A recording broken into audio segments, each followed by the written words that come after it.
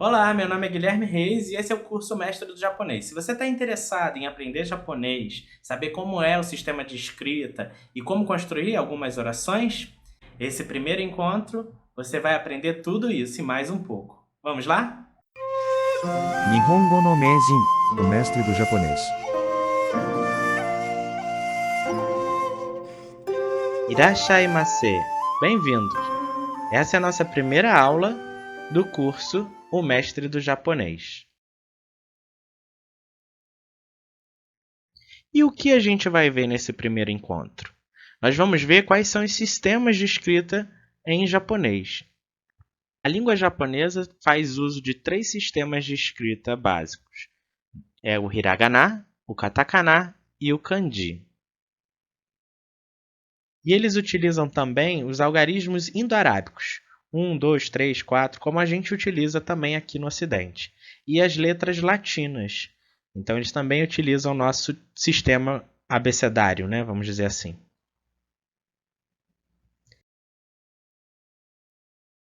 E vamos então falar do hiragana, que é um dos sistemas que eles utilizam, que é um sistema de fonogramas. Então, são símbolos que representam sons. E eles servem para escrever as palavras tipicamente japonesas, as conjugações dos verbos e as partículas. Então, esse é o quadro dos 46 hiragana que são utilizados para os fonemas da língua japonesa. Então, aqui a gente tem a, i, u, e, o, ka, ki, ku, ke, ko, sa, shi, su, se, so, ta, chi, tsu, te, to, na, ni, nu, ne, no, ha, hi, fu, he, ho, ma, mi, mu, me, mo, ya, yu, yo, da, ri, ru, re, ro, wa, o, Então vejam que a gente tem aqui todo o alfabeto japonês. A gente percebe que a gente tem aqui 5 vogais, né? Então todos os sons eles vão ter esse encadeamento nessa sequência, A, I, U, E, O. No português a gente utiliza A, E, I, O, U, mas no japonês eles funcionam com uma ordem diferente. E aí a gente vale destacar alguns dos elementos que seria a sílaba shi, né? Então a gente está na família do S ou na linha do S, né? A gente não vai fazer sa, si, né? A gente vai fazer sa, shi, su, se, so.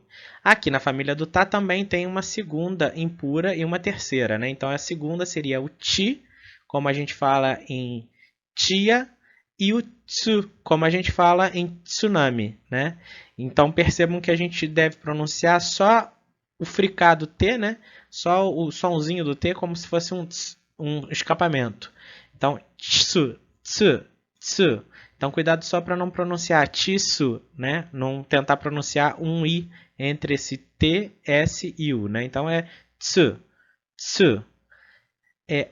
Outra sílaba importante é a sílaba re. Ela está aqui como re, mas ela também vai ter uma outra função, que é a função de partícula, onde ela vai ter o som apenas do E, como se fosse a vogal E, que é a função de partícula, vai ter o som E. Outra sílaba que a gente tem uma diferença é o Ra. O Ra, quando ele estiver na função de tópico, a gente vai ver isso mais à frente, ainda nessa aula, ele vai pronunciar como Wa, Wa. Então a gente vai ver que a gente vai produzir uma frase e ao invés dele ter o som de Ra, ele vai ter o som de Wa. E por fim, esse daqui, que é o O, né, que a gente tem aqui a transliteração como WO, né, seria o som de O, ele vai ser pronunciado sempre como a vogal O. Né? Então ele também só vai ser utilizado, no caso desse, ele só será utilizado como partícula. Então esses outros que a gente viu, a gente vai ver sendo utilizado dentro de palavras. O, né, no caso o, ele não vai ser utilizado dentro de palavras, ele só vai ter uma função dentro da gramática mesmo para marcar a função sintática de um conjunto de palavras. Bom, ainda daria para destacar esse N sozinho. Vocês devem ter percebido que a gente tem o na, ni, nu, ne, no, mas a gente tem esse N sozinho. Esse N sozinho, ele tem o som de como a gente faria em sílabas, né? Que a gente termina com N, né? E vai iniciar uma nova sílaba. Então, tambor, né? A gente escreve né, com um M no meio, né, tambor, né, mas seria grafado com esse Nzinho aqui, né, esse som. Mesmo que seja N, né, então a palavra tanto também seria com esse Nzinho aqui, né, isso em português.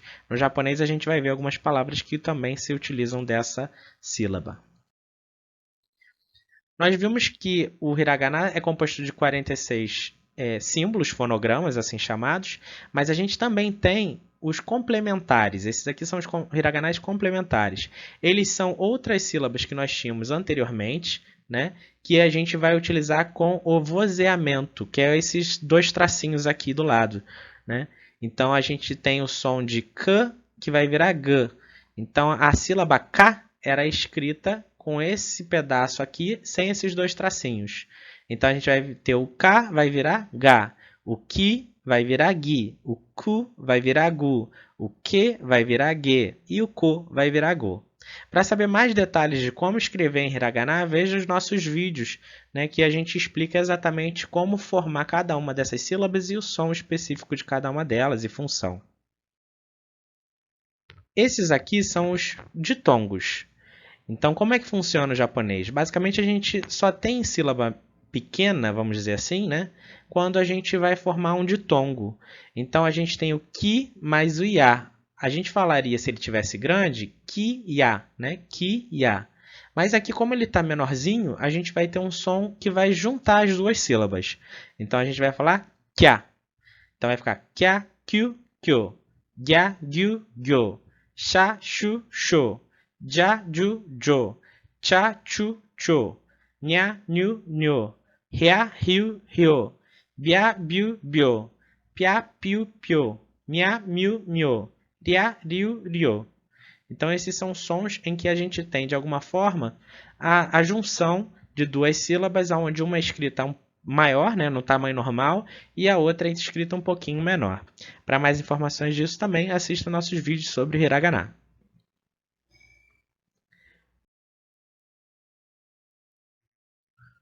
O katakana é um sistema de fonogramas, assim como o hiragana, só que ele vai ser usado para palavras estrangeiras. Então, tudo que vem, né, como se fosse o estrangeirismo, né, no português, vai ser grafado em katakana. Aqui em português, a gente faz isso com a escrita em itálico. Né? Quando a gente está falando de texto escrito no computador, a gente grafa de maneira diferente, né, com uma fonte, né, em formato itálico, né, que é aquela inclinadinha. No japonês, a gente também vai utilizar o katakana para escrever onomatopeias, que são os sons de animais, sons de coisas caindo no chão, né? São esses tipos de sons. E dar ênfase em alguma palavra. Então, digamos que você queira dar destaque numa palavra dentro de um texto, mesmo que ela seja escrita em japonês, ou seja, em hiragana, em kanji, você pode escrevê-la em katakana para que você possa diferenciá-la do restante do texto. O katakana também vai ter 46 fonogramas, os complementares, que compõem 25, e os ditongos, que compõem 33. Além disso, eles terão alguns sons que são chamados de sons importados. Se você também quiser saber mais informações sobre isso, nós temos um material que se chama O Mestre do Katakana 2.0, e ele vai ter exemplos e forma de escrever cada uma dessas letrinhas. Bom, em seguida a gente tem o kanji. O que vem a ser o kanji? O kanji são símbolos que expressam algum significado, né? Alguns deles podem ter mais de um som. Então, essa é uma informação importante que a gente precisa entender aqui. Então, um kanji ele tem significado por si só, é como se ele fosse uma palavra, né, sozinha, e ele já consegue ter mais de um som porque as combinações dele com outras palavras vão formar sons diferentes. Eles podem ser pictográficos, eles podem ser ideográficos, eles podem também ser fonográficos, né? Então, eles representarem também sons. A ideia é que o kanji ele transmita uma ideia sozinho. Então, quando a gente às vezes olha para um texto e tem alguma palavra em kanji, a gente pode até não saber ler o kanji, mas a gente pode saber o significado. É como se fosse o inverso de um analfabetismo funcional. que a pessoa às vezes sabe ler, mas não entende o texto. No japonês, isso acontece da maneira ao contrário, né? A gente vai ter um texto, a gente vai conseguir identificar o que está sendo dito, mas em algum momento a gente pode não saber ler alguma palavra em específico. Para a proficiência de nível 5 do japonês, que é chamada de JLPT, nós teremos 121 kanji no nosso material para que você possa estudar. Normalmente cai em torno entre 80 e 100 kanji diferentes. E aí por isso a gente optou por utilizar 121, porque tem alguns que são flutuantes. Não existe uma tabela exata, né, estabelecida para quais são os estudáveis. Né? Não para cada módulo, mas sim no geral de quais são os necessários, né, para saber a língua japonesa. Mas alguns dos kanji vocês vão perceber que são muito fáceis de entender. Por exemplo, esse primeiro aqui em cima, ao lado esquerdo superior, é o número 1. Depois a gente tem o número 2, o número 3, 4, 5, 6, 7, parece um 7 ao contrário, né? 8, 9 e o 10. Então, cada um deles tem alguns que vão ficar mais parecidos com as coisas, né, que a gente realmente está retratando. Né? Então, por exemplo, o de peixe é esse aqui, ó, no cantinho, né, aqui embaixo desse segundo, na segunda linha, no lado direito. Então, tem alguns deles que parecem os objetos. Esse daqui, ó, o segundo da segunda linha, né, é o de pessoa, é hito. Então, alguns vão parecer o que está sendo dito. E como se diz língua japonesa em japonês? A língua japonesa, né, sendo dita em japonês, se fala Nihongo. Nihongo. Né? Alguns japoneses falam esse go um pouco nasalizado. Então, vocês podem encontrar um japonês falando Nihongo. Nihongo. Né? Mas não precisa forçar, né, uma fala, né, artificial demais. Então, Nihongo. Nihongo. Em japonês, isso é escrito com esses 3 kanji. Né? E aí estou utilizando a palavra kanji no singular porque no japonês não tem plural para as palavras. Tá? E como kanji é uma palavra estrangeira, eu estou utilizando dessa maneira. Então a gente tem esse primeiro símbolo, o segundo e o terceiro. O primeiro símbolo significa sol. Né? Pode significar sol, pode significar dia, né? Mas é essa a ideia dele. E ele parece meio que um solzinho com um tracinho no meio. Né? O segundo significa origem ou base. Né? Ele também vai ter o significado de livro, hon. Né? E o terceiro vai significar língua. Então, toda língua vai receber esse go no final. Então, se eu estiver falando português e eu quiser falar português em japonês, eu vou falar porutogaru-go. Porutogaru-go. Então, ele é um sufixo que indica uma língua. Né? Eigo, eigo, que significa inglês. Supengo, que é espanhol. E assim por diante. E por que o Japão tem sol, né, como sol e base, né, sol e origem? É porque o kanji ele veio da China.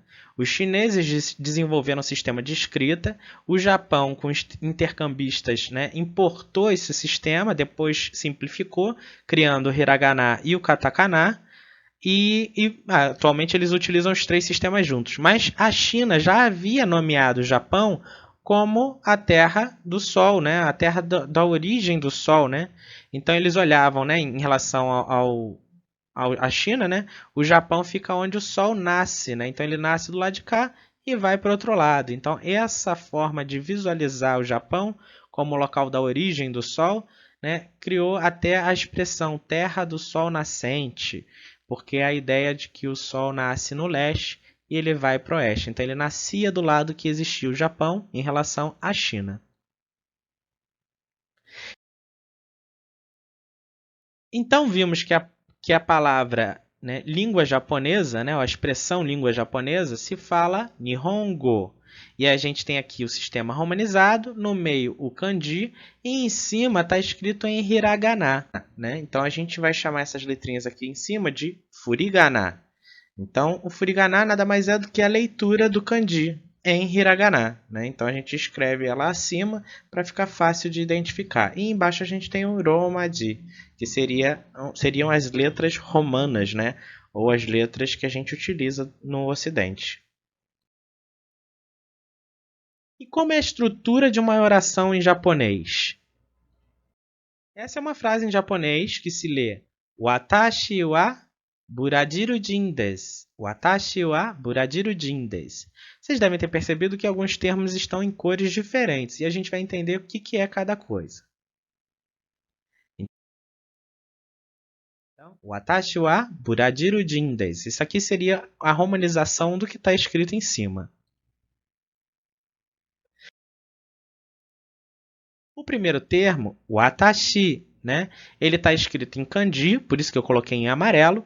E em cima aqui a gente tem o furigana para a gente conseguir ler esse kanji, né? O watashi significa eu.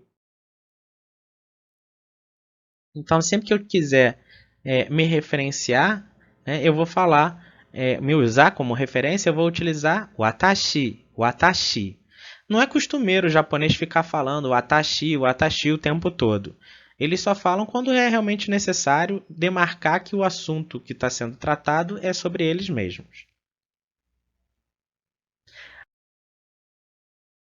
A segunda, né, letra que nós encontramos aqui, que está em preto, é a sílaba ha, né, no hiragana. Mas como eu falei para vocês, ela é utilizada também como partícula, né? Então ela vai indicar dentro dessa oração um tópico ou um assunto. Então sobre aquilo que eu estou falando, né, que sou eu, né, alguma coisa. Então nesse caso a gente vai fazer a leitura dela como wa. Então ficou watashi wa, né? Então eu estou marcando que esse é o assunto que eu estou tratando. O terceiro, né, conjunto aqui de letras é buradiru. Buradiru, ele está marcado em verdinho, né? Vejam que ele está em verdinho. Isso por quê? Porque ele está escrito em katakana. Katakana. Então, a gente tem a primeira em kanji, a segunda em hiragana, e esse conjunto aqui de 4 letras está escrito em katakana. Porque buradiru é uma palavra que veio do estrangeiro. Buradiru significa Brasil, né? Então, por isso ele está escrito em katakana.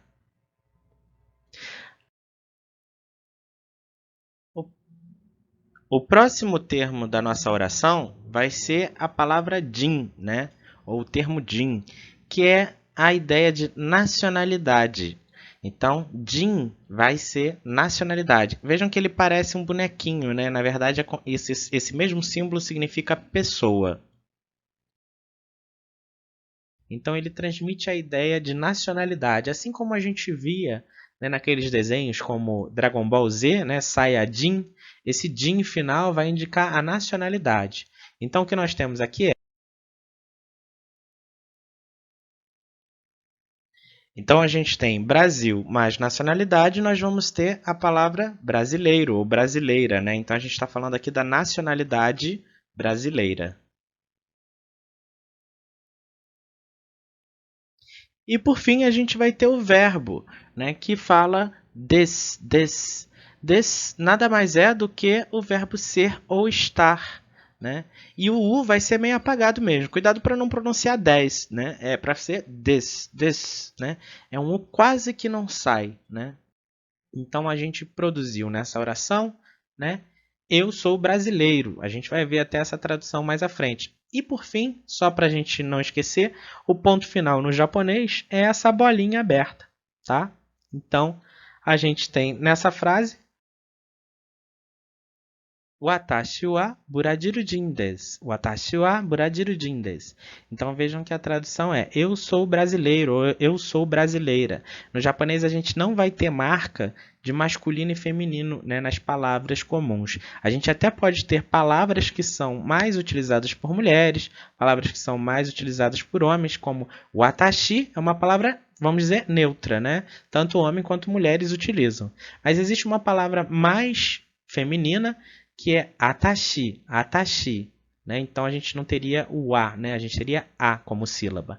E os homens utilizam boku, né? Então enquanto a atashi seria feminino, né? Boku seria mais masculino. Então a gente vai ter algumas palavras que são de cunho mais masculino e outras de cunho mais feminino, né? É diferente do português quando a gente pensa que a gente tem até a questão do gênero dentro da palavra mesmo. Espero que vocês tenham gostado dessa aula e até a próxima.